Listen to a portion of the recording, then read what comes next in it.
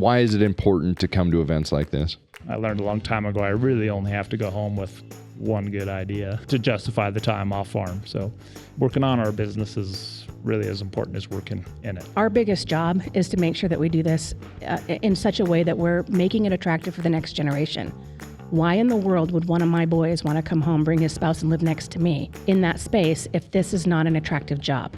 We have to tell our story if we're going to stay in the game. Farming, you would think there would be one way, but it seems as if all of my neighbors have a different way of doing it.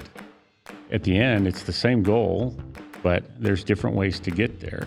I've done everything from car salesman to construction company. But yeah, my whole goal was to end up coming back and farming and ranching. It was my love and desire. And one of the most rewarding things that I've found on the farm is I've been hiring high schoolers and young college kids. We take them so far, and it's by the end, it's they can pretty well run the farm on their own. Part of it was succession planning, and they said, you can't just do this. Just say after harvest 1 year, well, I guess I'm done. Kid, you've got it. That's not going to work. They're not going to have any experience. They're not going to be able to do anything. And so they talked quite a bit about how to do this, and it takes a long time to do it.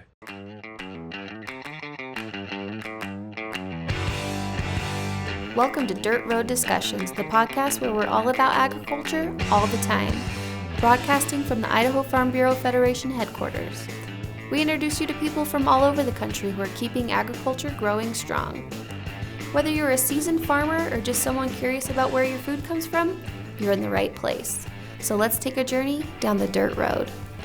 Hey, and welcome everyone to a very special live episode of Dirt Road Discussions, the podcast that takes you down the dirt road to explore the real stories, people, and insights shaping rural life. I am your host, Cam Hammond.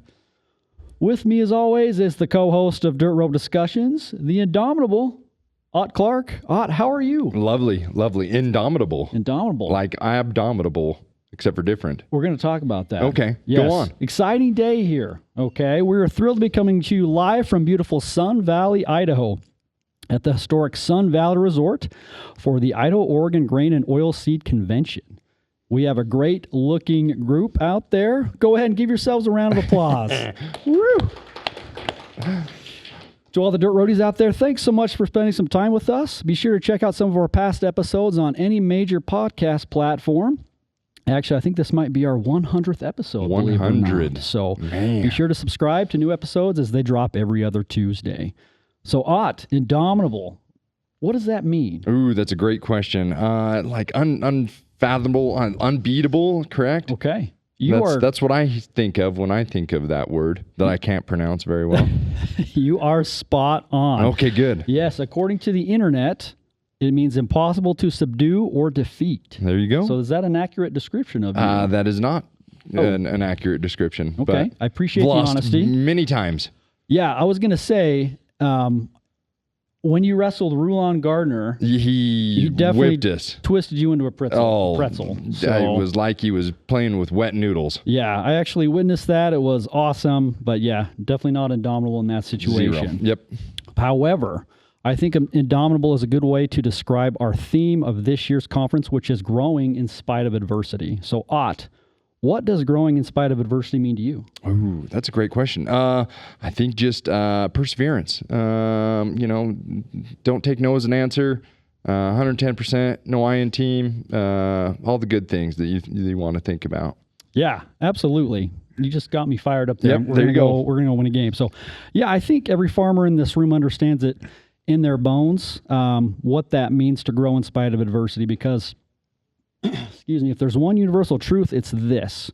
Something's usually going to go wrong in agriculture, yet somehow you still make it grow. So think about it. Farmers are the only people who stare down a forecast of drought, labor shortages, rising input costs, and a market chart that looks like a cardiogram and respond with, yeah, we could work with that. Yeah, so farmers are indomitable. And with that, we're going to be visiting with some very important people who embody this characteristics. So we're going to let's get it started, Cameron. Let's do it. So here's how it's going to work. We've got 6 guests lined up who we'll be interviewing, and all these individuals are some movers and shakers in the grain and oilseed industry. So, Ott, are you ready? Let's do it. Audience, are you ready? All right.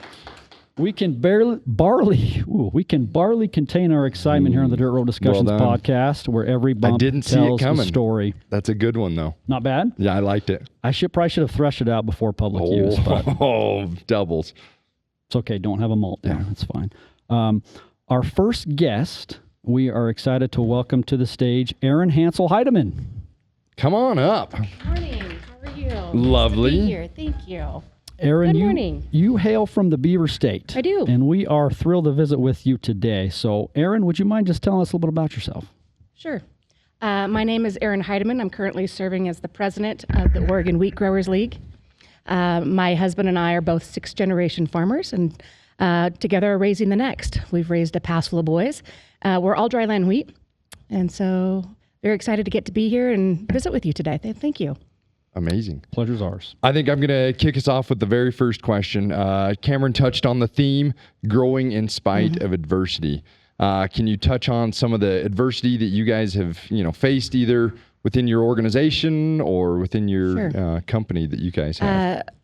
When I think of that theme and what you're asking us to describe, I think about taking the opportunities for the challenges that we have as farmers and not letting them define us, rather refine them. It's hard, and it's a choice every day. It is not a 9-to-5 job. It is something that is inherent, and you live with it every day. And our job as farmers, when I think about those challenges, is how do I do my level best to pass it on to the next generation in a better state? Like, how do I do that? And part of that is being involved, getting a chance to visit with you. So when I think about all of those things, that's how I define adversity. So tell us about your journey through advocacy. How did you get involved, and what are you up to now? I was raised the eldest of 5 in a very traditional farming family. I have 4 younger brothers, and ag was not an option. You started working when you could hold a shovel, and our times were spent in the field or the gym. Those were the 2 things that we pushed. Athletics were a big part of our life growing up. All 4 of my brothers are also in the farming game. So they've taken over the family farm. I've moved down the road, another county, to make sure we weren't related, so that I could stay in it. So this is my husband in the back. Your husband in the back. Okay, good deal. Yeah. So that's kind of how I got started. I went to school at Oregon State, was a state FFA officer, did all those things, and then I taught ag and shot for 27 years. Wow. And finally got to the point where we had the chance for me to stay home. So I run the shuttle, the anhydrous truck, the semi. I'm the lunch lady. I get parts. Hey, I need you to run the combine. Kid has to go to weights. Can you? So it's a real great partnership, and it's one of my most favorite things to do. It's just an enormous passion for me. Awesome. We can definitely tell. So in addition to all of those things, you are also president of the Oregon Wheat Growers League. I am. How did you get involved with them, and what does your role entail? Right now, I am the president. I'm the second gal in 100 years. Wow. That has been president of the Oregon Wheat Growers League. Ironically, the first one, Judy Ray, since passed, but she was also from my hometown. So 2 gals, and my in-laws used to work for them when they first, just to supplement some of the farm income. Very, very special. So I don't know. I do a lot. I travel. I'm here. I'm there. I'm in Salem a lot, and it's places I choose to be and where I choose to spend my time. Yeah.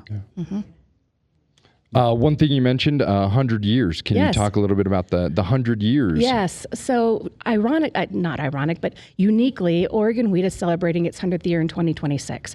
It was the first grower organization in the nation. Wow. Started in Little Sherman County in 1926 by a bunch of farmers who were trying to figure out exactly what you're talking about, how to move through that adversity into that advocacy part to stay in the game, because we all know that it shifts and changes.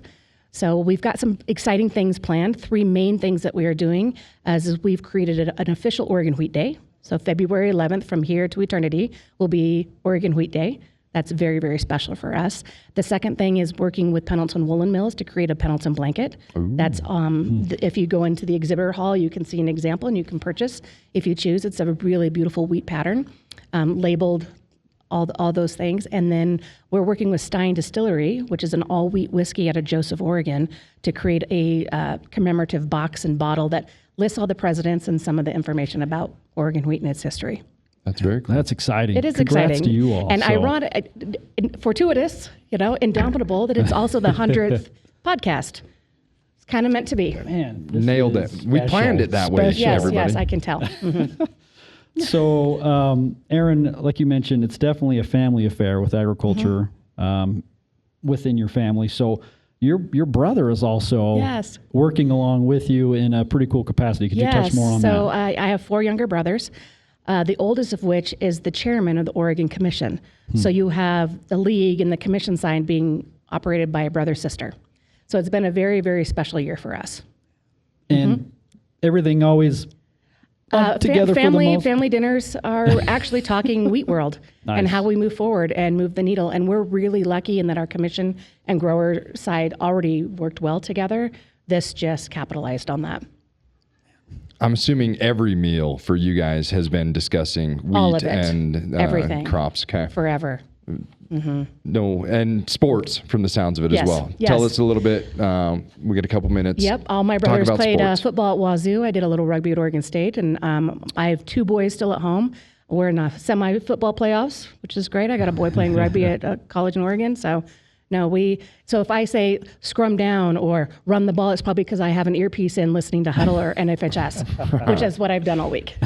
So, So toughness, that is a theme in your guys' family. Got to be tough to be a rugby player. So, well, it's survival. I have 4 brothers and all sons, so it is what it is. and of course, it's go Beavs here, not go Ducks, right? No.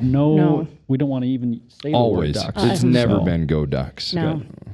No, I have a term, but I don't know if it's appropriate for a podcast. Yeah, we'll keep I'll it tell you. close. I'll tell you later. Tell us off.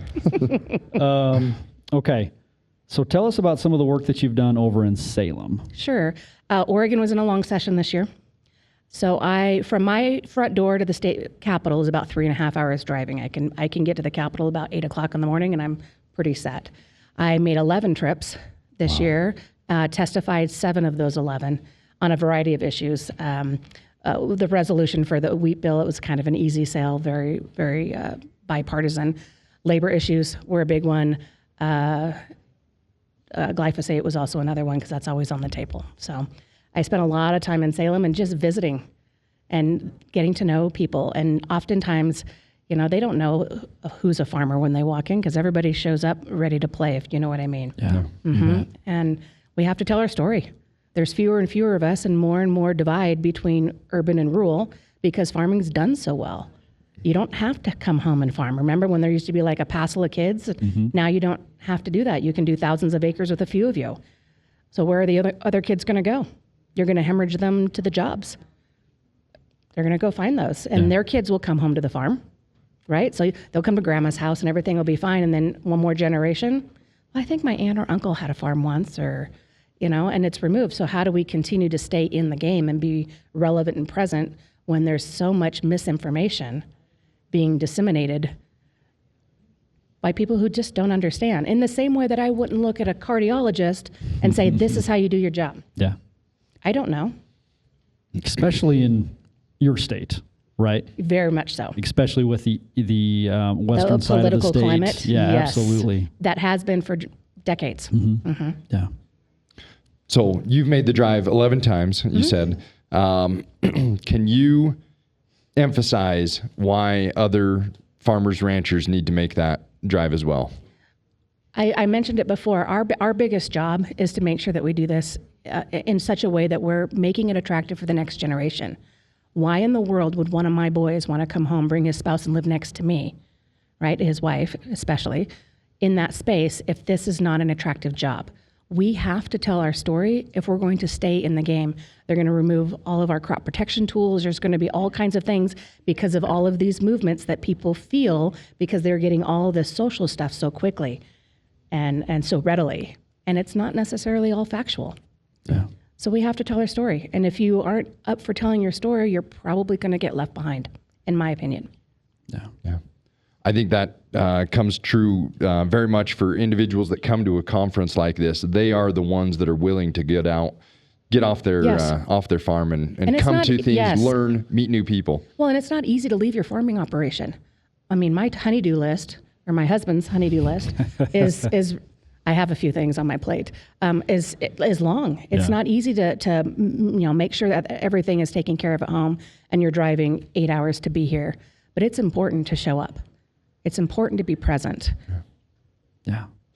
So we talked about how many hats you do wear, and I have to ask. Okay, so your ranch, it's called Blown Away Ranch, Yes. which I love. It's in Ione, Oregon. Correct? Tell us where that is real fast. We're about an hour south of Hermiston. Okay. We're about 12 miles off Interstate 84 Okay. south.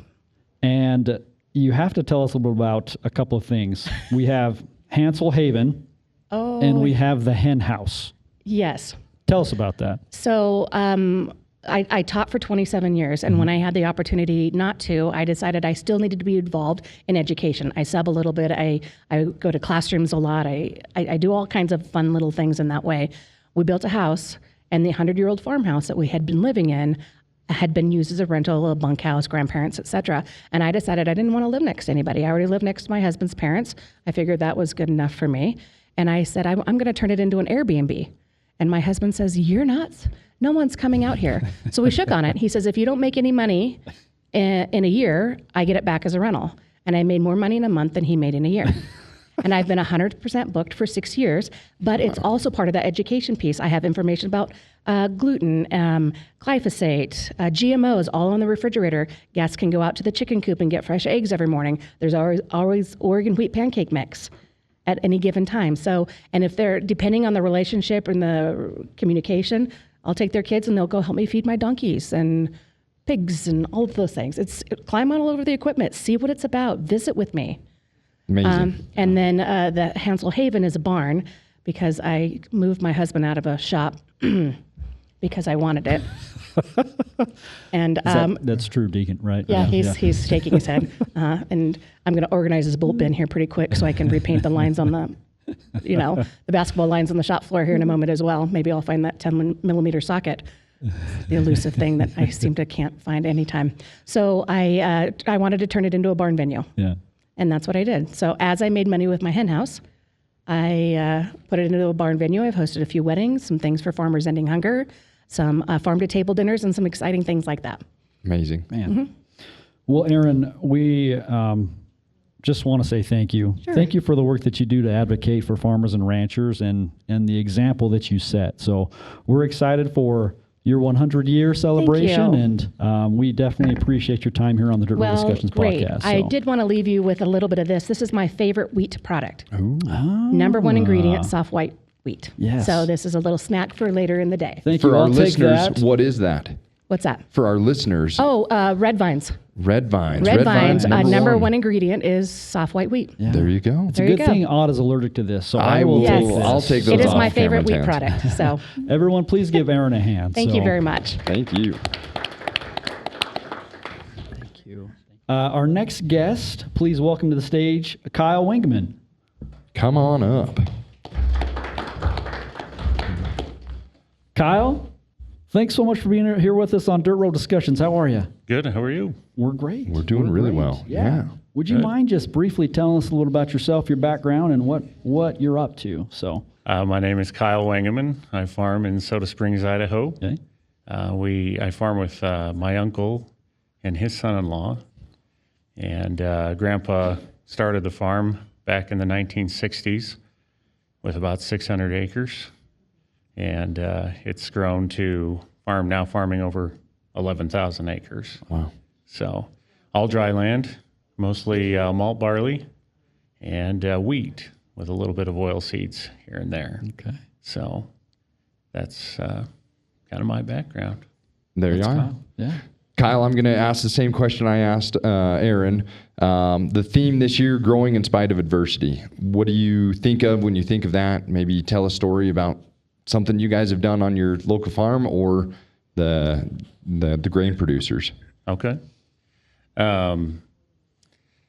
Yeah, it's kind of a very interesting topic because, I mean, don't we tend to grow through adversity? Yeah. The pressure of that adversity helps us become, work through the trials and challenges that we're facing and hopefully makes us stronger. Now, there is a flip side to that, right? It can also be to our detriment and maybe take us out. And I think that's something that, people are facing now as well. You know, there's a lot of challenges in agriculture and farming. I think on our farm specifically, it's really doing the things that we don't want to do that really make the difference. You know, we still got to get in the tractor and we got to go out there and we got to do the daily operational things, right? But it's the things that we don't want to do that really are going to keep us in the game, right?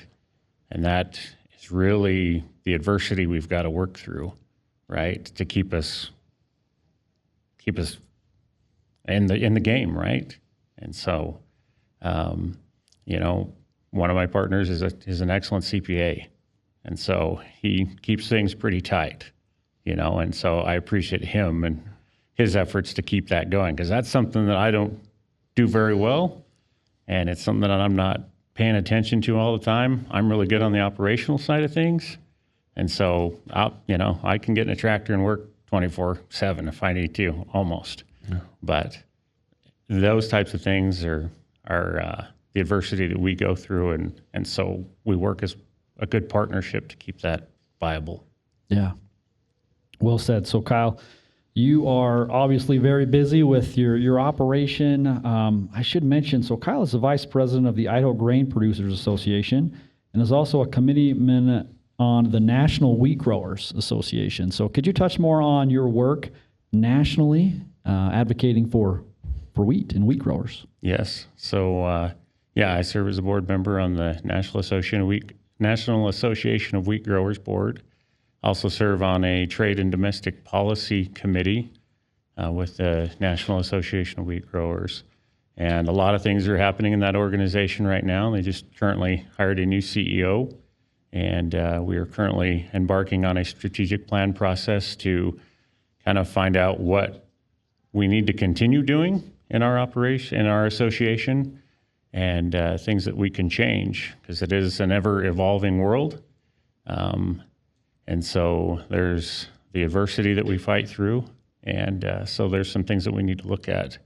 But we continue to advocate for farmers, for agriculture, back in D.C. on the federal level, and we want to keep those connections good, so that as we say in the State House, like, if you're not on the table, or if you're not at the table, you're on the table, right? Yeah. And so you need that representation.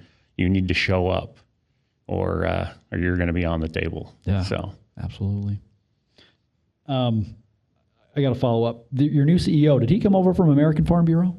yes. Okay. Yep. Sam Kiefer. Sam? Yeah, you bet. Yep. Just thought I would Yeah, put that on. great chime in for a great organization, that American Farm. Maybe that was a great steal, or great. We hope he does great things. No, over there. he will. Yes. He will. He's ready to go. Cool. So this conference, Oregon and Idaho jumping in together, correct? Correct. Talk about kind of the collaboration between the Pacific Northwest and how we all work together. So let's talk about the dams on the Snake River, for example. That's important to the PNW and getting exports out to the world, correct? And so that's an issue right there that we all need to be collaborating on to make sure that that is a viable option for our export markets. I mean, there's several issues, in agriculture with different commodities that we can grow and different food that we can provide for the world. And collaboration is good, right? It's better that we stand together versus being divided. And there's several issues that we can come together and collaborate on. So for our listeners, Kyle is from Soda Springs, Idaho. So if you don't know where that is, it's a unique little town, and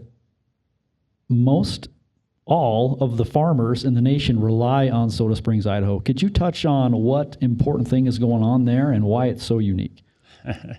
You want to talk about Roundup? I assume glyphosate. Yeah. Yes.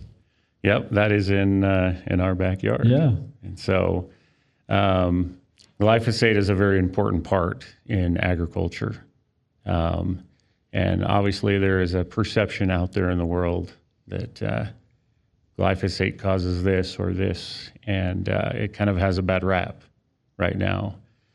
But, you know, you need to look to the science and to the facts of it.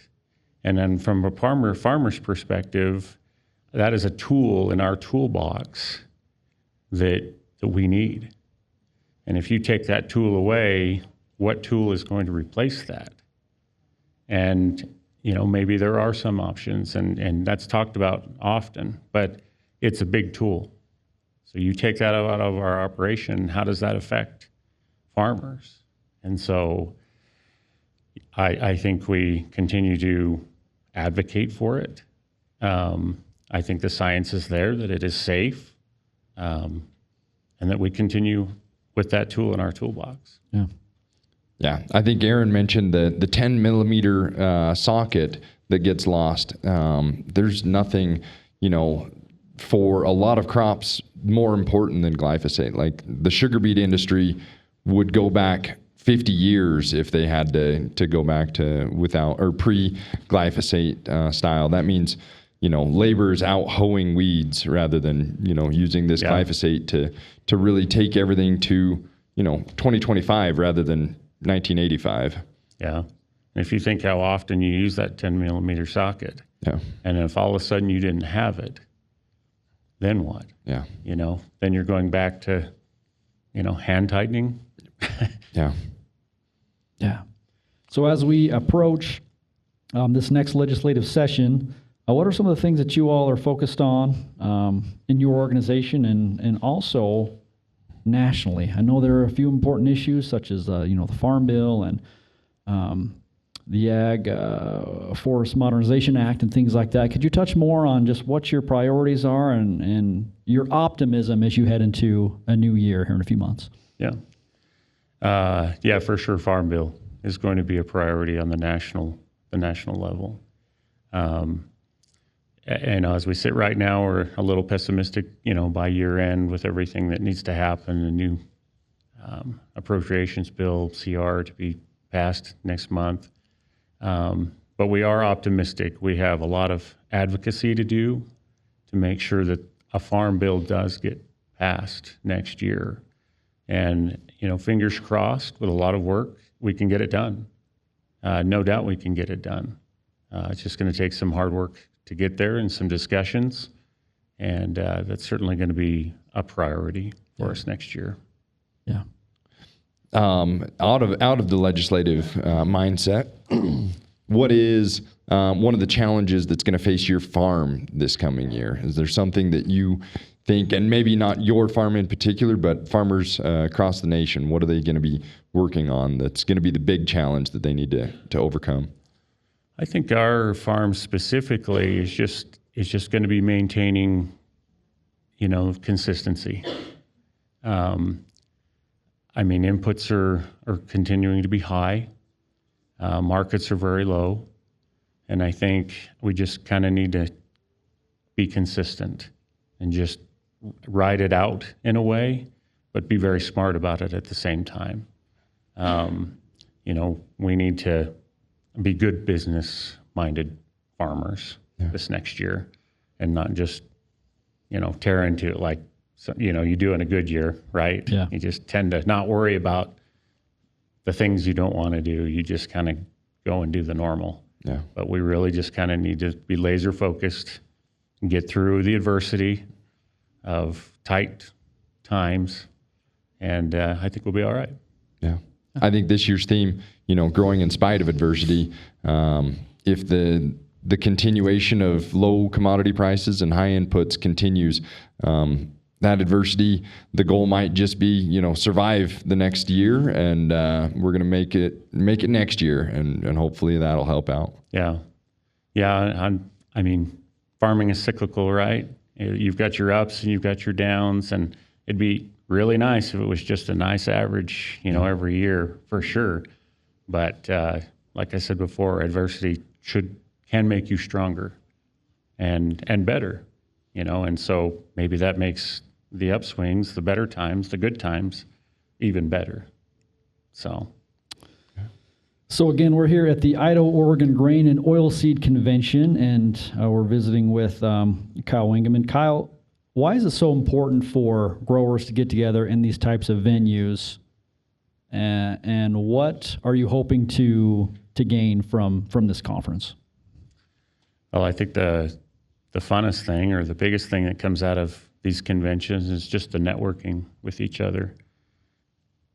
It's kind of funny that, farming, you would think there would be one way, but it seems as if all of my neighbors have a different way of doing it. At the end, it's the same goal, but there's different ways to get there. And it's interesting to collaborate as a group and kind of bounce those ideas off of each other. And maybe that it helps you in your own farm. It enhances you a little bit to take the different ideas that others have. And, because collectively we have the same goal, and that is providing food for the world. And yeah, there's a million different ways to do it, but there are better ways to do it too. Yeah. Last question I have. Erin said red vines, her favorite, food that comes out of the crops that she produces. What's the best food that you guys are helping to produce? Best food. Goldfish. Goldfish. There you go. I had some yesterday, so Yeah. maybe it came from right there in Soda Springs. Goldfish in the tractor. That's just kind of a snack to snack on. But that's just one that comes to mind. There you go. You guys aren't too far away from the Pepperidge Farm store, right? So you can about an hour away. go buy one of those big bags in bulk and just snack away. So, Yeah. Well, once again, we've been joined by Kyle Wangemann. Kyle, thank you so much for the work that you do for our farmers for our farmers and our growers. I should say our ranchers as well, because but we appreciate your time here today, and hope you have a great rest of the conference. So, Kyle Wangemann, everyone. Thank you.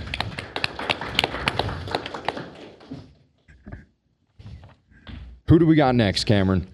We are rolling along here and just having a blast here on the DRD podcast. So our next guest we're very excited to visit with, and that is none other than Cliff Tacke. Cliff, welcome to Dirt Road Discussions. Have a seat. Let's give Cliff a hand, everyone. Good morning. So Cliff, thanks so much for joining us here today. We're excited to visit with you, like I said, and you are from Green Creek, Idaho. Yes, I don't am. know where that is. Can you tell our listeners where that is? I can, and I'm going to give a little bit of an example about Green Creek, Idaho. So if you lived in the state of Idaho, probably you haven't heard of Green Creek unless you've been to a wedding there. We are kind of famous for our weddings, and, about 300 guests per wedding. So it's just a kind of a community thing, and then X number of relatives and friends, and many people know Green Creek because of that. And in fact, when I went to college back in the old country, the very first time that I was introduced in a big class, and I said I was from Green Creek, Idaho, and the professor said, "Oh, that's where they have the weddings." So evidently, we didn't know. We thought that's the only way you could get married was to have at least 300 guests, but evidently you don't have to. So we're famous for that. So it's got to be a pretty place then. It is. It's a nice place, yes. Yeah. Very nice. And where's Green Creek within Idaho? Yeah, so our farm, I describe our farm, the location, if you look at a map of the U.S., the state of Washington and the state of Oregon, part of the line is on the 46th parallel. And if you just draw that 46th parallel out, it goes just about right through our house. Okay. So we're in the southern part of the panhandle of Idaho on what we call the Camas Prairie, or some people call the other Camas Prairie. So... well, Cliff, we should mention that you are an Idaho wheat commissioner, and I think you're a self-described retired farmer? Well, sort of retired. Okay. My definition of retirement is I'm not financially responsible for what goes on the farm, but I'm around all the time. So my son and daughter-in-law farm the land now, and we had a 10-year transition plan, and it got finished a couple of years ago now. And so they've pretty much they do the heavy carrying, but I still don't trust anybody to do the seeding other than me, so I do the seeding. And, Of course, right? Yeah, the old guy's supposed to do the seeding, right? And I help out with haying and harvest. And yeah, it's been a wonderful life and a wonderful ride, and legacy means a lot to my wife and I, and we're happy that the next generation is taking it over. I'm going to start with my question that isn't on the paper: succession planning. Succession's huge for agriculture. How did you guys do it right? What do you wish you would have done differently? Okay, right and wrong. So my wife and I thought about this for a long time. So, we had our family. We have 2 sons and a daughter, and it looked pretty early on like the youngest son would probably be the one. He was interested in it. It was very good at a lot of things as far as mechanical, driving the tractor, whatever. And it's not like the other 2 couldn't do it, but he had a real passion for it. So it kind of looked like that was going to happen. So what do you do if legacy is what is important to you? How do you make that work? And so I had an opportunity, and my wife went with me too, and we went to a school, and it's called TPAP, and I should be able to say the acronym, the Texas Executive Management. Yeah. Something. Yeah. So anyway, a very, very, very good school. I called it the Farmer's MBA if you only have 2 weeks in your life to get an MBA. So it's a long ways from an MBA, but it's a very high-powered class. And they talked about succession planning a lot, and record keeping and all kinds of things to move your business to a more professional level, which was what the program was about. And but part of it was succession planning, and they said, you can't just do this, just say after harvest one year, well, I guess I'm done. Kid, you've got it. That's not going to work. They're not going to have any experience. They're not going to be able to do anything. And so they talked quite a bit about how to do this. And it takes a long time to do it. And you have to proactively do things. And to be very frank and blunt, the older generation holds most of the cards. They have the equity, they have the experience, they have, what they do not have is time. The time is in the next generation. And so if you really want to do this, you build a plan and then make sure that you execute it. And so we made a kind of a 10-year plan. And every year, Clark and his wife, Sarah, got to do a little bit more thing, had a little more responsibility. One of the early things we did, and they didn't really like it, but it was a hard pill to swallow, as we sold them the home place. So they actually had skin in the game. They actually had to make a payment. They had to do stuff, And Sue and I owned other grounds, but the home place was where the farmer should live, because our shops and everything is around the home place. And so we did that, and every year they took on more and more responsibilities. And the speaker that we just got finished, you guys probably didn't get to hear him, but he had a lot of good thoughts, but one of them was women are better at selling grain.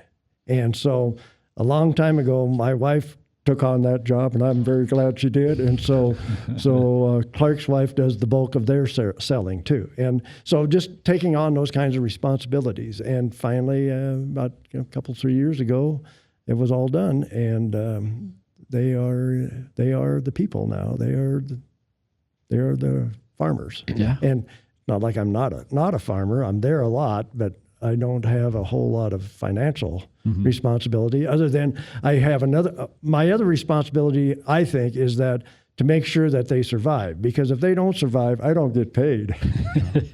So that's why you got a seed, right? Yep. Exactly. So Cliff, tell us a little bit more about the Idaho Wheat Commission and your job as a commissioner, and what your purpose is as an organization. Certainly. The Wheat Commission was started, I knew you were going to ask this, and I can't remember late 50s. It's been around for quite a while. And the Wheat Commission is a kind of a self-regulated unit of state government. And in that, one of its, so the way that it gets money is it essentially we have a tax on wheat, and right now it's 4.5 cents a bushel. And it's the first person to sell wheat has to pay the 4.5 cents. So that's where we get almost all of our money. Okay. And so, and we have 3 charges for that. We have the charge of education, and then promotion of product, and research. So those are the 3 things that we spend the farmers' hard-earned tax money on. And there's 5 of us commissioners, and we have a staff too, very, very good staff. And our job is to do those 3 things. And so hence, and since we're in the white wheat business, a lot of the state of Idaho is soft white wheat, of which almost all of it gets exported someplace, most of it out through Portland and to the Southeast Asia countries.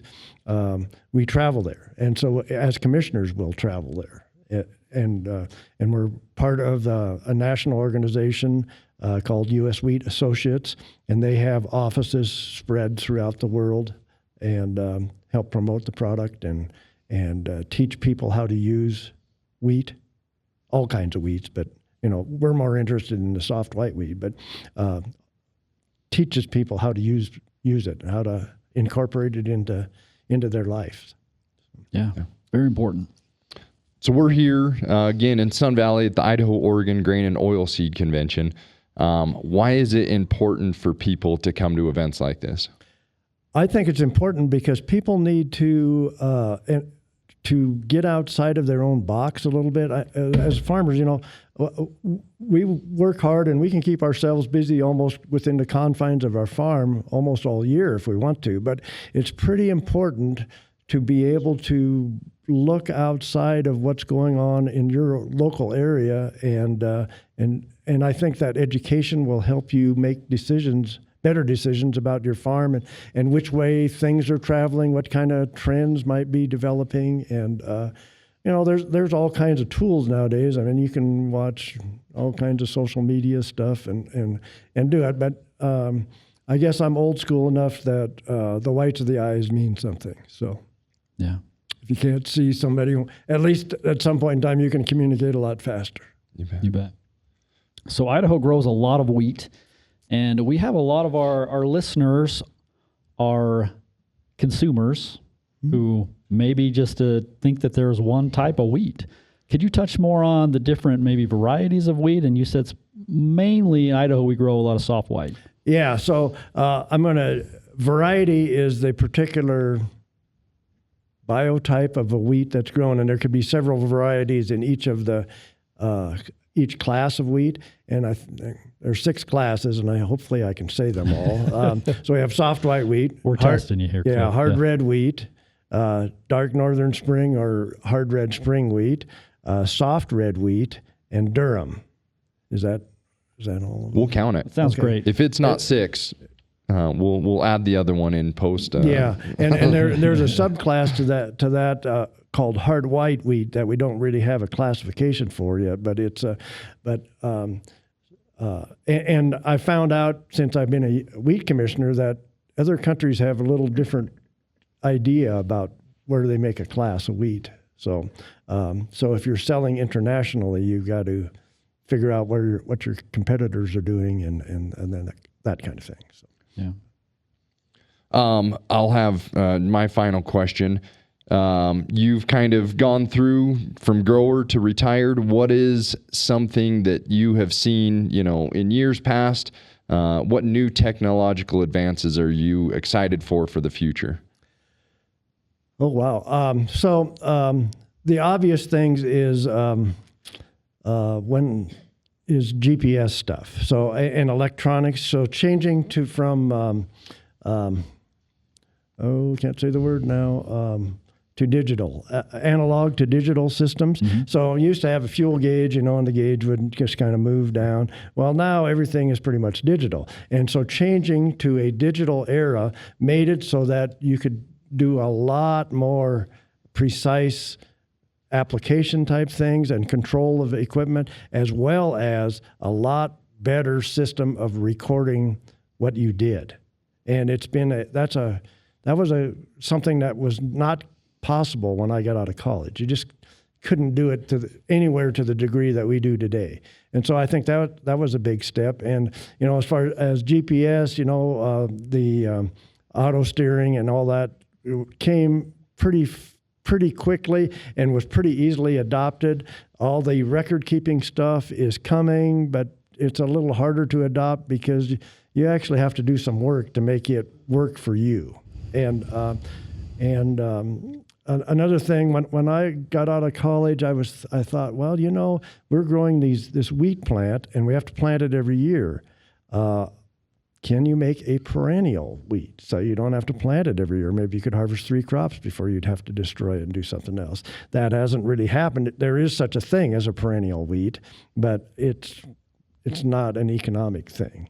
Another thing I thought, well, there's the air around us is 80% nitrogen. Nitrogen is a pretty big input cost for us. Can we figure out how to make a wheat plant so it's kind of like a legume, would grab some of this nitrogen, and we wouldn't have to put as much nitrogen on? Well, it hasn't been done either.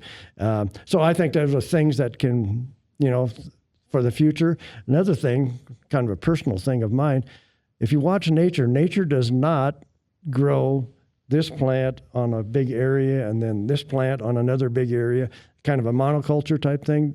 Mother Nature plants many different things in essentially one spot. Can we figure out how to do that and harvest it and be more efficient with nature? I don't know that. Nobody's really done it other than doing it by hand. I don't know how to do it mechanically, but I think it would be a fun project to work on. So yeah, exciting. Give the University of Idaho some projects to work on for the future. Certainly. Yeah, they've got lots of things to do. So there you go. So Cliff, as we wrap up here, I just have to mention one thing, and I don't know if you knew this, but since retiring, Cliff has become an action figure. Oh, really? Did you know that? I think I know that. I'm not that good at social media, but that's what I've heard. So I heard in your action figure bundle you've got some skis, and that one of your superpowers is skiing. Is that correct? Well, I don't know if it's a superpower, but I enjoy skiing. There you go. Yeah, the little hill across the street here is kind of fun. Not a bad place to ski, not a bad right? place. So, Find them out on the slopes, everybody. yeah, you'll find Cliff's action figure set online. So on Instagram, Anyway, I thought that was kind of fun. That one thing about alpine skiing, once you get to the top of the hill, it's all downhill after that. That's awesome. So once again, we've been joined by Cliff Tacke. Cliff is from beautiful Green Creek, Idaho. If you need a wedding venue, talk to Cliff. And Cliff, thank you so much for the work that you do as a wheat commissioner and promoting Idaho wheat. So with that, we appreciate your time, and thanks so much for coming on the Dirt Road Discussions podcast. Well, you're most welcome, and appreciate it. Give it up for Cliff, everyone. Thank you, sir. Thanks, Cliff. Man, the time is flying by, Ott. Halfway done, Cameron. I don't know how we can top some of these guests. We're going to try with our next one. So our next guest knows a thing or two about barley, and no doubt appreciates some of my barley puns. I like doubt you it, do. but Okay. he might That's like fine. barley puns. And that person is Josh Jones. Josh, welcome to the stage. Let's give him a hand. Josh? Josh, thanks so much for being here with us. Well, thanks for having me. How are you doing today? Well, pretty good so far. So the day's far? young. Josh, you are from Troy, Idaho? I am. Okay. Yeah, farm there with my wife, and got 2 sons, 13 and 10, and typical dryland North Idaho production. Yeah, of course, it includes barley and hay and wheat, a lot of winter peas and rapeseed, canola. So fairly diverse group of crops that we raise. Yeah. Troy Trojans? Yes, Yeah. Troy Trojans. Okay. Yes. Good deal. Trojan strong. Shout out to the Trojans. So, There you go. yeah. I'm going to start us off. Again, we've asked this question a couple times. Why is it important to come to events like this? So, yeah, no, it's very important. IGPA is our direct connection to growers across the grain industry, not just within barley. Our interests align so closely that it makes the event of extreme importance for us to get together with our peers. We get the opportunity to engage, network, and discuss problems that we can work together to solve, whether it be in legislature or out in the field or state government, what have you. So, personally, I really enjoy the networking side of things, learning about other producers' approaches to problems, and all those different aspects. So, Josh, you mentioned the acronym IGPA. Mm-hmm. Could you tell our listeners what that stands for and then what your role is specifically within that organization? So IGPA is Idaho Grain Producers Association. Now I am involved in Idaho Barley Commission. Okay. So we are solely focused on barley production, which Idaho, as you probably know, is the #1 producer of barley in the nation. We are about a little over 30% of the nation's production. So it's a very important crop for our state. Mm-hmm. So if you like an alcoholic drink, you should thank Idaho, right? That's right. That's right. Sean Ellis, the local reporter for the Idaho Farm Bureau, he's been pushing Idaho as the beer state for years. He's like, potatoes, old news. We're the barley state now. That's right. We need to get a mug of beer on our license plate, there not a you potato. go. Yeah. It might not look as good. Drinking and driving frowned upon. But the barley state, we like the sounds of it. Yeah. Nationally, you're also on the National Barley Growers Association, correct, as well? Yes, Can you talk correct. a little bit about that organization and some of the projects you guys are working on? Yeah, so really that's our access to our federal government through National Barley Growers Association. We meet first week of every February, typically in Washington, D.C.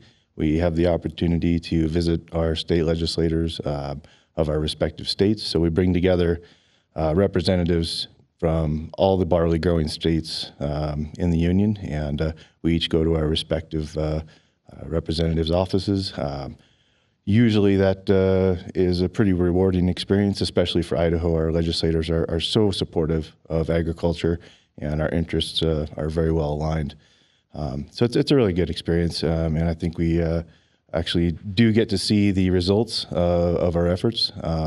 Just recently it was announced that through the budget reconciliation that a lot of our research dollars that we've requested, those were granted, and so that's going to be wonderful going forward. Yeah, could you touch more on just some of maybe the experiences you've had as you've gone back to Washington, D.C. and worked with our congressional delegation? I had the chance to just come back from there yesterday, so it was an exciting day over there. But Josh, just touch more on some of those experiences and why it's important to advocate and go back to D.C. and to visit with those folks. It's all about the relationships that we build when we're there, and oftentimes it's not necessarily even with the legislators themselves. Of course, that's of extreme importance, but getting to know the staff people is also very important. They're the gatekeepers for the individuals that are our legislators, and so we host an event there called Barley, Brews, and Boots, and we have kind of a spotlight during the hors d'oeuvre luncheon.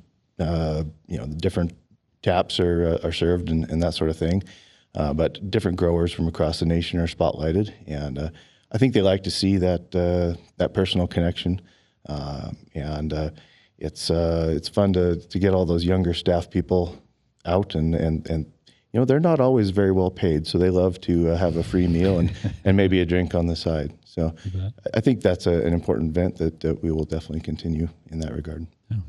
Yeah, I've always heard Washington, D.C. is actually run by, 18 to 24-year-olds. Kind of scary. Yeah, those guys are helping to make a lot of the major decisions that are going there. So very well done connecting with those individuals. Yeah. I'll ask another question. You're right up by the University of Idaho. We kind of touched on U of I has a research arm that goes with the wheat and grain world. Can you talk a little bit about what that organization is doing to bring research up and be on the cutting edge? Yeah, well, it's part of the responsibility of the Barley Commission is to figure out how to best utilize grower dollars in research and marketing and so on. And we work very closely with the University of Idaho on the research side of things. We have a endowed scientist, Jared Spackman, and much of his time is devoted to barley. There's also other individual studies that come through our organization for requests for funding. Unfortunately, we can't fund everything, but we try to pick the ones that we feel are going to have the highest relevance for growers and hopefully, yield a better yield, if you will. So, Josh, is your wife here by chance?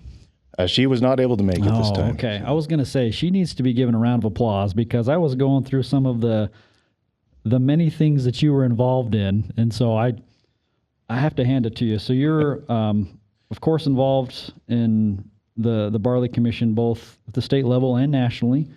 You were involved in your County Farm Bureau Board, and then also Ag West, in addition to being a full-time farmer. So how do you make it all work? Well, I try not to do everything all at once. So, the items that you've mentioned there has happened over a span of 15 years. Okay.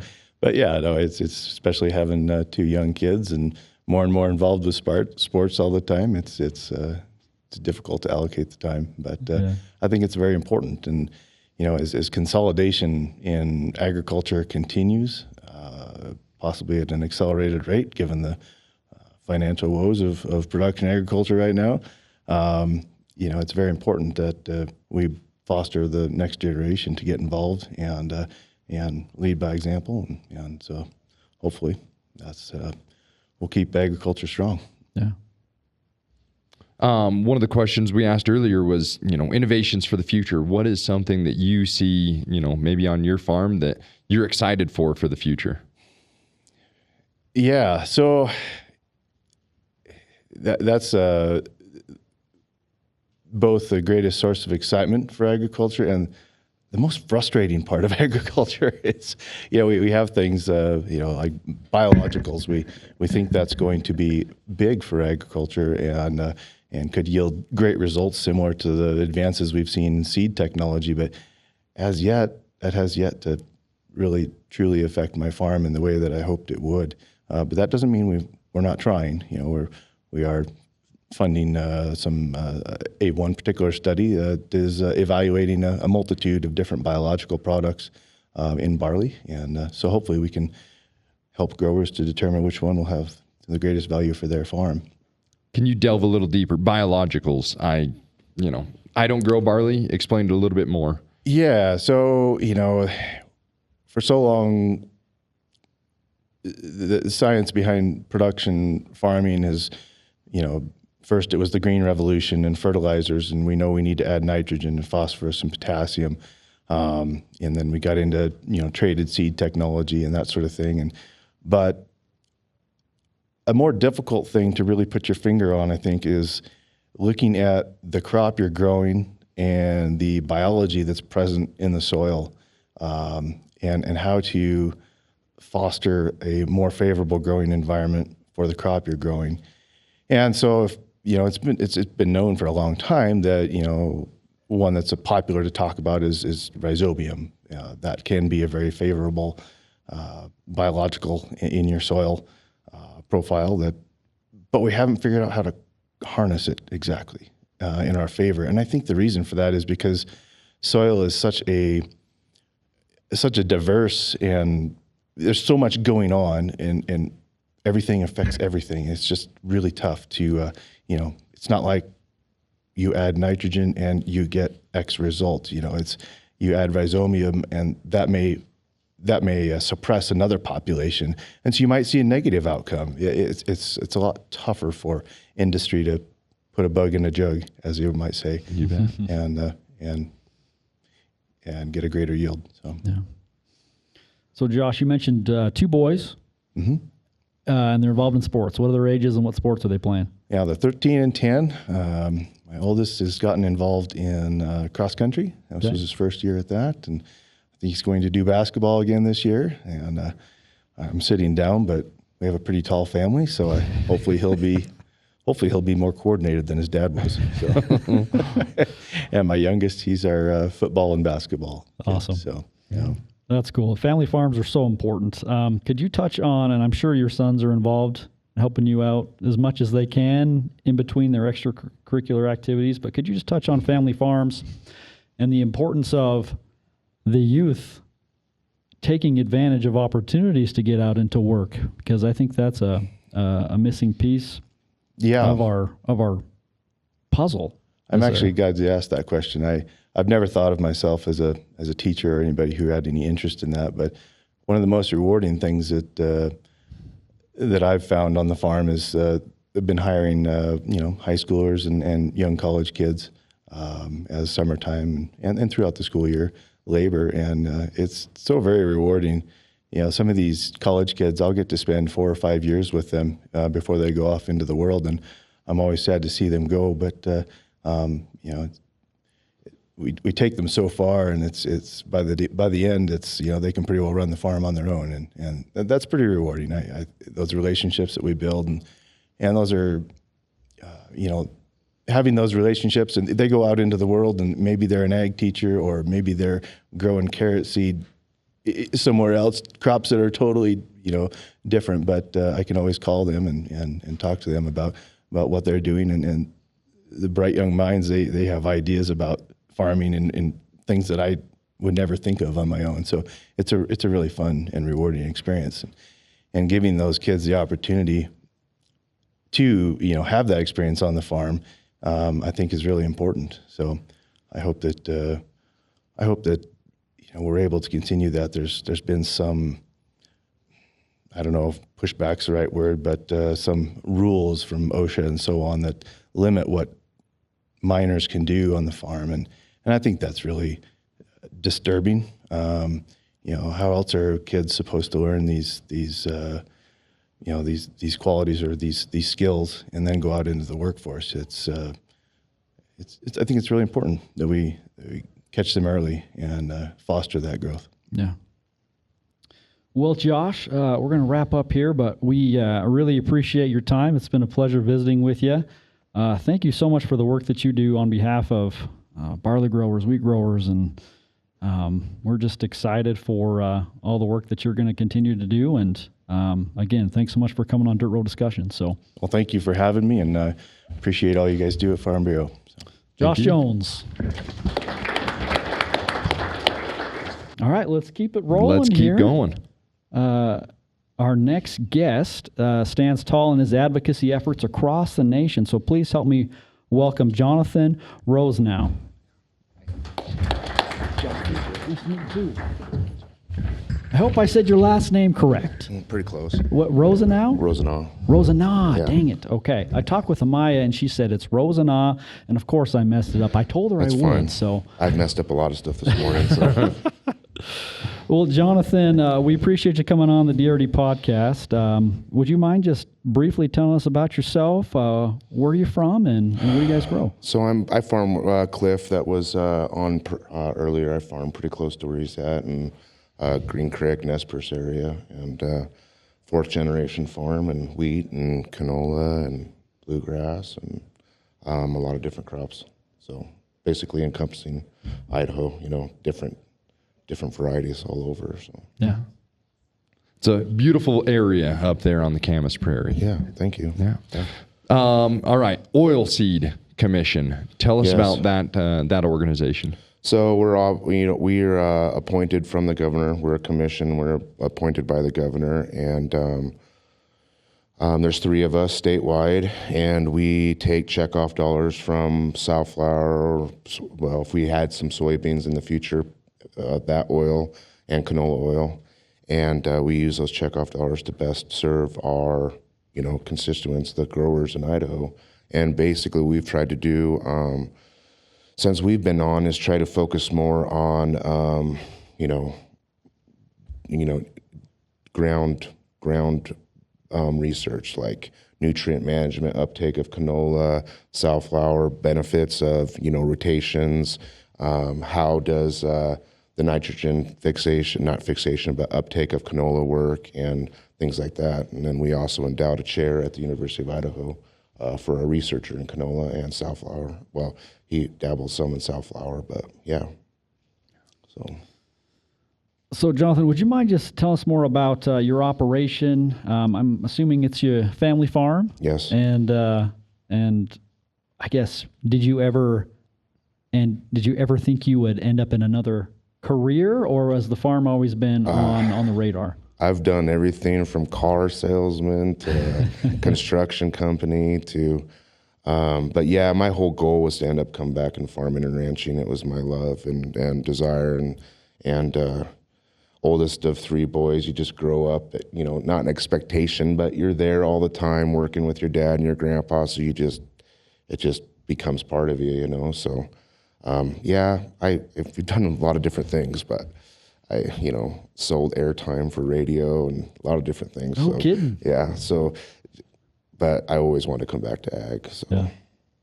I got to follow up. Go on. Selling cars. Did you enjoy that? It was interesting. It's fun. It's fun. Selling anything, you really get to learn people. Yeah. That's the thing that I love about what we do as organizations, Idaho Grain and Commission, is meeting the people, having a good time, and networking and trying to make a change. So, all those things I was selling, early on in life kind of helped me, I think, build, being able to speak with people and meet people and build those relationships. Yeah. You mentioned safflower and canola. Are those the only 2 oilseed crops that we grow here in the state of Idaho? They're the main ones. Like I said, there's been some talk about maybe soybeans coming in, but the main ones that we do have, and canola is the majority. It's the big one for us. But safflower is, and there's mustard seed too as well. I forgot about mustard. There is some mustard for actually, mustard and oil, but the main one is canola. That's the big one. Yeah. So oilseed seeds have been in the news a little bit. And I think there's a lot of maybe misconceptions out there about it, but could you touch on the importance of oilseed crops in the state of Idaho and I guess to us as maybe consumers? So. Well, they're a huge rotational benefit. Mm-hmm. And like you were talking earlier with the glyphosate, a lot of them are GMO, and they are a great rotational because they are Roundup ready. So they help us. They're a big tool in our rotation. And on the food side of things, we really don't have the research out there yet that proves or disproves that seed oils are bad or harmful to us. And so I would have to yield to the research, and when those things come more in light, then we'll go from there. But as of now, there hasn't been a lot of foundational research that proves that it's harmful for us. And like I said, it's a great tool for Idaho ag, and especially in dry land where we need a lot of rotational crops in the system. So, yeah. We've said dry land quite a few times. I assume a lot of our listeners know, but can you kind of explain, dry land versus irrigated? We depend on God to give us our water, basically. So some good, clean living. You guys pray a lot. Yeah, we pray a lot and go to church.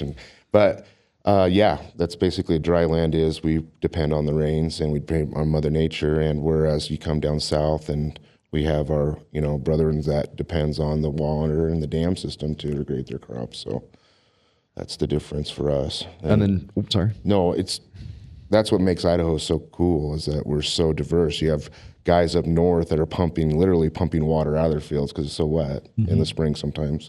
You come down to the Palouse and in Camas Prairie where we're at, and we depend on the rains. And then you get to come down here and where they depend on the dam system for their water. So it's a pretty cool state that we have such a diverse of grower base.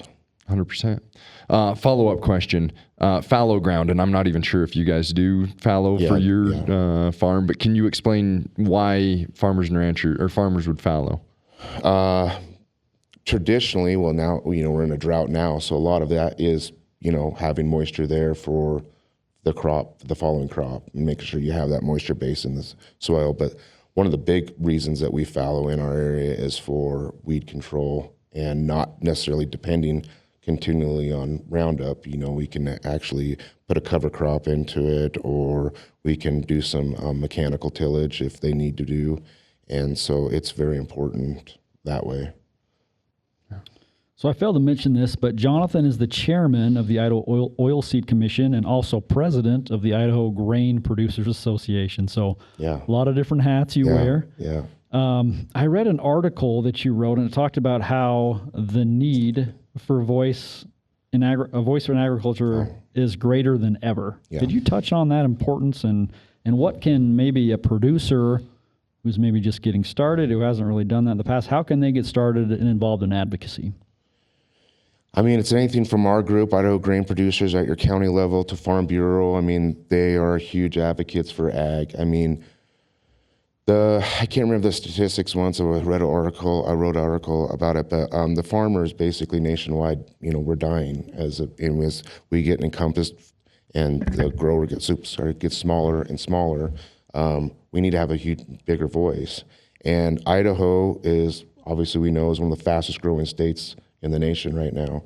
And although a lot of the people that are moving in are, you know, leaving states that they want to come to a more conservative and like-minded state, they are still more in the middle of and don't necessarily understand what ag is. And Idaho is an ag-first state, and we need to be able to have a voice and make sure that we continue making Idaho an ag-first state. And we need to actually have our voice heard. And so getting involved with those type of organizations are huge. And if you don't feel like doing that, just get involved at your county level, get involved with, you know, your school board, just get involved and be an advocate. So Yeah, well said. Yeah, I think that, you know, individuals that attend conferences like this, they are already bought in, but inviting your neighbor, inviting your son or your dad to come and be part of it, bring your sister next time you come. It's one of those things that it's always, you don't know that you're missing it until you show up at a conference like this or go to we're about to have our Farm Bureau annual meeting, making sure that individuals go to those, because once you've gone to one and met, created a network with friends of like-minded individuals, then you feel like, oh, I needed this in my life, but I didn't know it. Yeah. And not depending on your neighbor, he'll take care of that. A lot of guys just I don't get the phone call from the neighbor until something's going wrong with the state of Idaho or going wrong in the nation. And it's stop depending on your neighbor to do what you need to get involved and do, because like I said earlier, become a smaller voice. And that's one thing we really wanted to do with this Idaho Grain Conference and with Oregon, and including the Canola Association and Oilseeds, and hopefully in the future, making this more of an Idaho first, Idaho large commodity get together, so that we can better network, better to be a more powerful force, not only in Idaho but nationwide. Have a unity of farmers that can go and talk and be a powerful force. So so you mentioned Oregon and also some of the other commodity groups. I should have asked this, but is this the first year that they've kind of all come together, or has this been an ongoing thing for? No. Traditionally, it was a tri-state, which was Oregon, Washington, and Idaho, and we'd meet in different areas, and every year we'd take different turns. And that has been the platform for almost 25 years. And we just wanted to do something different. We took a poll of our growers, and our job is to listen to our growers and spend the money wisely that we're given to help. And we want to do something different that our growers just wanted to change. And so we wanted to try something different and see if we could make, a more powerful Idaho ag. Yeah. Been a great group so far. So you guys are awesome. Give yourselves a hand. So I just think that's so important, that united voice coming together.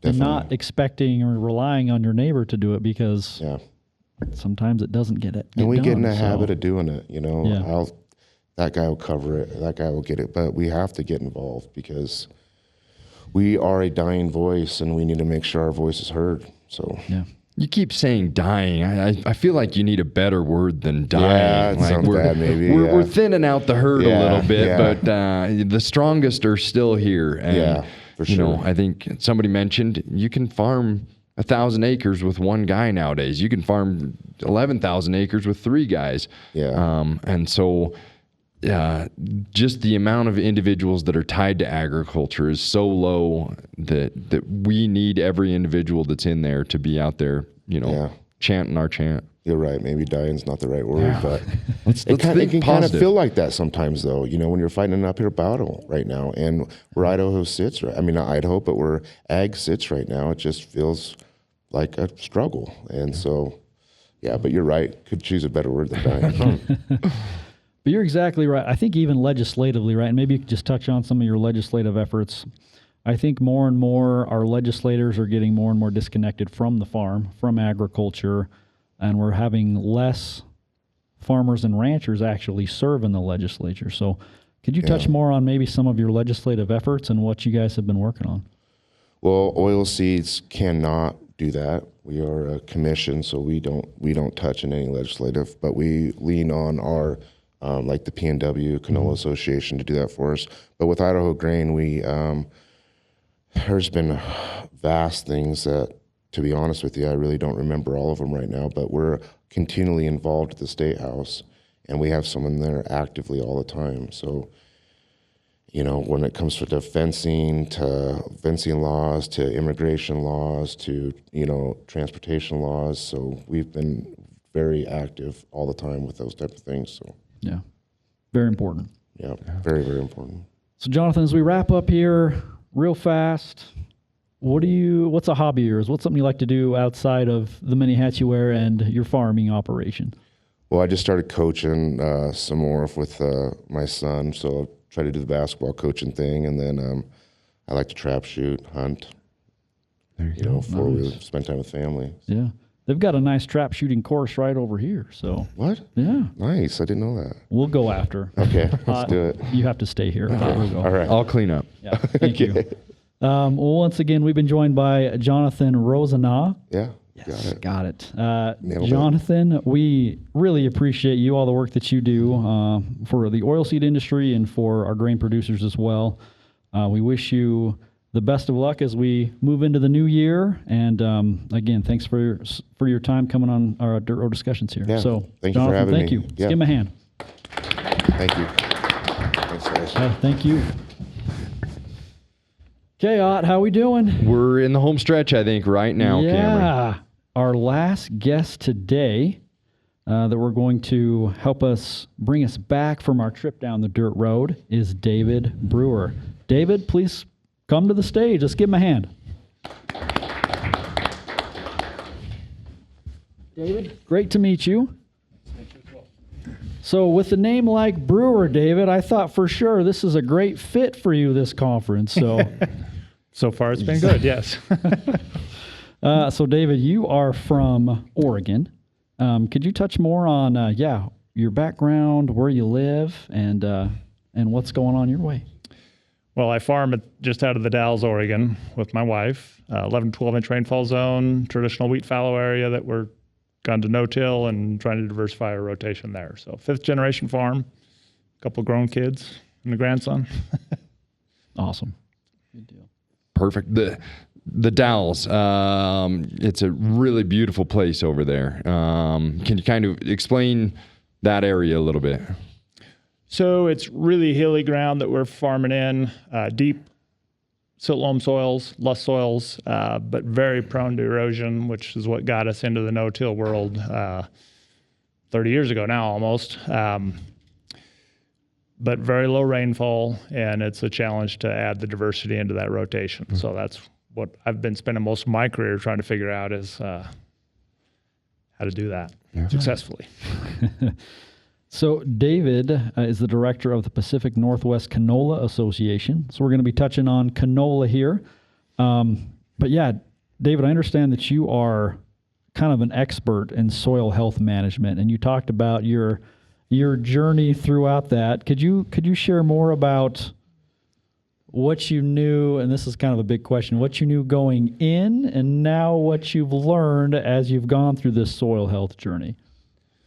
Well, I don't know who thinks I'm an expert, but it's not me for sure. It seems like the more I learn, the more I realize I don't know. So, but we've certainly transitioned over my career from just trying to figure out how not to lose our soil to really becoming aware of soil biology and what's actually going on below the soil surface. So, and that's part of the interest in diversity is how do we intensify our crop rotation as much as we can to minimize that fallow period without going broke. I think that in my rainfall zone, fallow has been really for risk management. And so how do we, for soil health purposes, minimize that fallow period or keep live roots in the ground more anyway, and not really increase that risk a whole lot. So that's where these other crops that we're trying really fit in. So we are trying regenerative ag. That's defined different ways, but we're trying to encourage soil biology as much as we can. And after 140 years of wheat fallow, we got a ways to go. Still some work to do. Yeah, add that organic matter and get the soil biology moving. So. You bet. I see on our list here that you have a booth here. What's something that you're trying to impart the wisdom on individuals that are showing up to your booth? Well, I haven't spent any time in it, but the Canola Association really puts a priority on education. We've got just a fantastic website with lots of grower resources and really recognizing that for a lot of growers, canola is a new crop. And so just education's been a big priority for the Canola Association. We do get involved in legislative activities as well, but really education's a priority. And so that's really the focus of the booth here is just to make people know that resource is available. There's people that happy to help. There's a network, way to communicate through that website with other growers and social media group. And there's just a way to reach out to other growers that are happy to help. Seems like those of us that are trying those alternative crops are really happy to help each other try to figure out how to get into the world, of rotational crops. So. Yeah. So canola, that's something that I think maybe not as many people are educated on. I know I'm not. People think of canola oil, but could you just touch more on canola, how it's harvested, more, I guess, high-level view of just the canola industry? Well, I'll start with the industry. I mean, it's a food-grade oil. Mm-hmm. And largely, that's one of the appeals of canola, other than a true rotational break crop, is it can largely be grown and harvested with all the same equipment we already have as grain growers. So we harvest it pretty much with the same equipment. I happen to use a little different header on mine than I use for my wheat, but it used to be my wheat header, so it didn't entail buying a new header. But anyway, it's different. You have to set the combine differently. It's a tiny little seed, so there's a little duct tape and caulk involved, but it's all doable. You just go slower, and it does spread. For me, it spreads my work window out. It seeds at a different time of year than wheat necessarily, and it harvests a little different time. So we're able to spread that work window out and hopefully get more of what we're wanting to do in that ideal seeding window and ideal harvest window. Yeah. You mentioned a little bit more caulking and duct tape. A canola seed is almost microscopic as far as I can tell. Can you explain how they take a little tiny seed and get oil out of it? It doesn't seem like thered be any oil in one of those. Well, there is quite a bit of oil. If you smash them on a paper towel, it soaks up quite a bit of oil. So, but they are tiny. I actually haven't toured a crushing facility, so I haven't seen the process.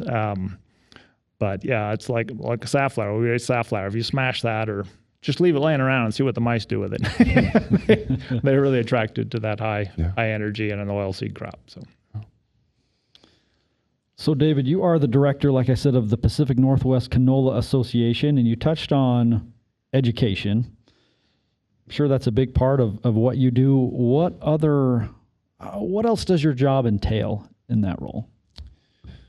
Well, my job is just really to represent Oregon growers, and there's just not that many Oregon growers raising canola. We don't have enough acres of canola in Oregon to actually have our own checkoff.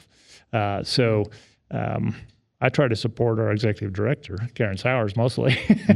But really, it's just to be a sounding board and help other growers. Yeah.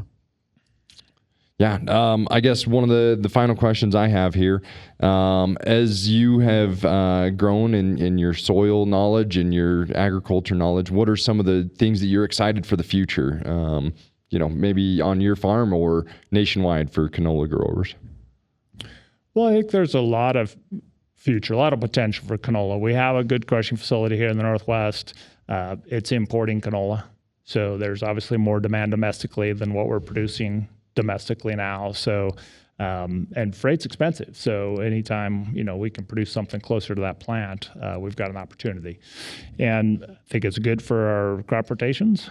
Certainly, we've seen rotational benefits, better wheat yields, cleaner fields, anytime we can get a canola crop in.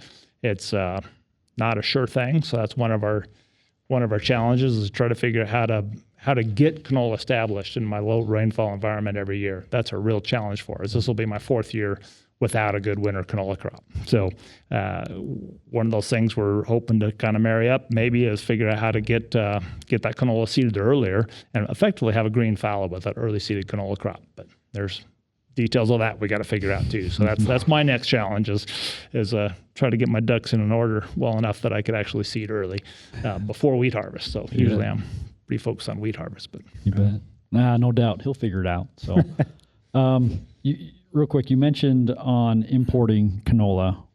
Where is that coming from? What area is growing a lot of canola in the world? Canada. Okay. Big crop in Canada. Yeah. Canada. And then processing wise, we have one facility in the Northwest or multiple? Just one that I'm aware of now. There might have been a small one started in Pullman, but I don't know what the status is on that now. So really it's Warden, Washington. Yeah, Viterra now. Or Bunkie, I should say. Excuse me. Bunkie? Yeah. Never heard of Bunkie. It's a new word. Yeah. There you go. We'll have to look it up. That's a fun one. Need to have someone from Bunkie on the podcast. Get Bunkie Do you know on anyone, the line. David? That's fairly new transition, so I haven't met anybody up there yet. But it's a big company, so it's not like they're hard to find. So we'll look them up. All right, canola oil. I've heard of canola oil. I've used canola oil cooking. Is there any other uses, for canola? Well, I think there is potential for fuel, biodiesel use. I don't know really where we're at on that in the Northwest. I think we've got cooking oil demand that's exceeding supply. So certainly the dairy, the meal, there's a huge meal market in the dairy world. And that's probably why the plant's where it's at in Warren, Washington is just a lot of dairy in that area. So I think there's, like any oil, there's lots of opportunities. Just something will develop as their supply, the market will figure out how to utilize it. So yeah. Okay, we're wrapping up here. So David and to our audience, we always wrap up our podcast with a question phrased a certain way. Ooh, that's true. Ott, I was wondering if you could ask that question as we wrap up. So. David, on the Dirt Road Discussion podcast, we like to look down the road. And I'm going to ask this for you to answer for our convention. What do you see as the future of conferences like this? Well, I think there'll always be a demand for conferences like this. It's collaboration between the 3 Northwest states or 4 Northwest states, depending on how you define it, is really important.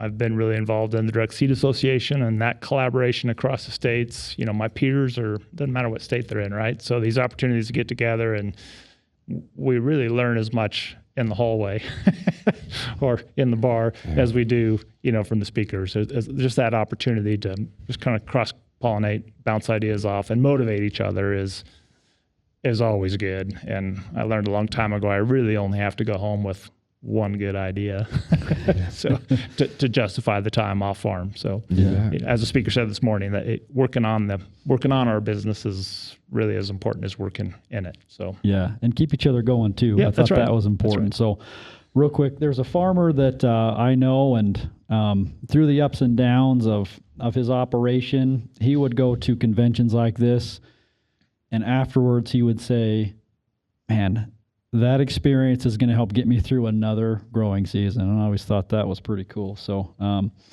well, David, we appreciate your time. Once again, this is David Brewer from the Doles. The Dalles. The Dalles. I apologize. That's the second one I've missed. Just two. In Oregon. And David, we appreciate you coming on the podcast today. Thanks so much for the work that you do to educate, to promote the canola industry, and we wish you the best moving forward. So, David Brewer, let's give him a hand. Thank you. Okay, thank you. Well, Ott, that was a gauntlet. It was a big one. But that was a blast. You that bet. was a great time. We thoroughly enjoyed visiting. At least I know I did. All of our interviewees, and learned a ton about the industry. So we just really appreciate the Idaho-Oregon Grain and Oilseed Convention, and for allowing us to come here and interview some of their folks. And we hope to come back many times and have more visits down the dirt road. So let's give them all one more round of applause. Hey, So, thank you. with that, we'll wrap up another episode of Dirt Road Discussions, and we'll see you down the road.